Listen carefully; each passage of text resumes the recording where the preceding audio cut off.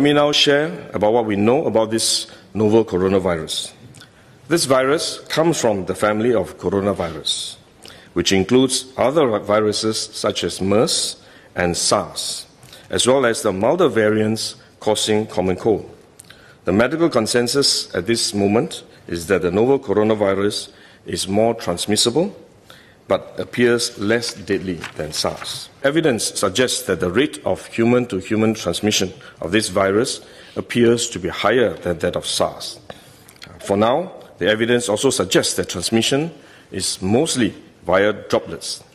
What this means is that the virus is carried within droplets emitted from an infected person over a short distance, such as when a person coughs or sneezes. If these droplets come into contact with the eyes, nose or mouth of an individual, directly or indirectly through hands that have come into contact with these droplets, the individual may become infected. To clarify, there is no evidence currently to suggest that the virus is airborne. There are other viruses, such as the chickenpox, which can easily be transported via air currents and do not require droplets to contact the eyes or nose. The novel coronavirus is not in this category of viruses. The novel coronavirus could also transmit through surface contact. Let me explain. When a person sneezes or coughs, the droplets fall onto the surfaces of tables and chairs, and the virus may remain alive for up to a few days. When someone else touches the surfaces of these tables and chairs, the virus can be transferred to his hands, and if he then rubs his eyes or nose without washing his hands, he may become infected. So we should wash our hands. This is also why we only quarantine the close contacts of confirmed cases. For more transient contacts, such as individuals that the confirmed cases may have walked past in malls or hotels, the risk of transmission is low. For coronavirus generally, the person is most infectious when he is displaying symptoms, or what you call symptomatic.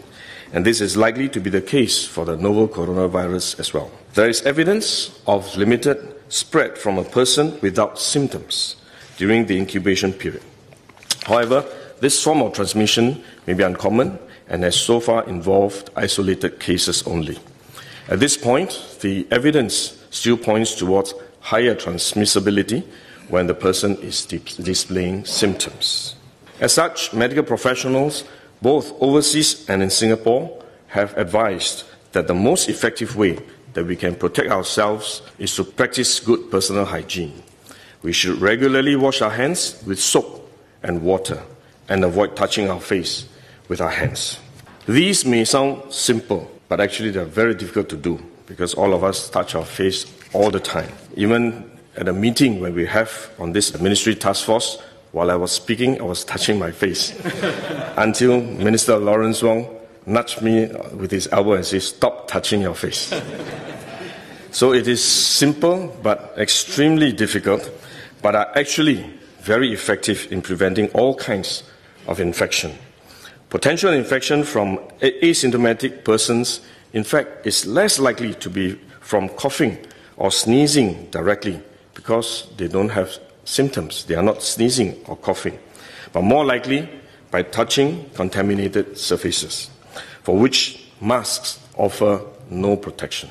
Wearing a mask when we are well often gives us a false sense of security instead, and we are more likely to touch our faces when we constantly adjust our masks, which is one way the disease spreads.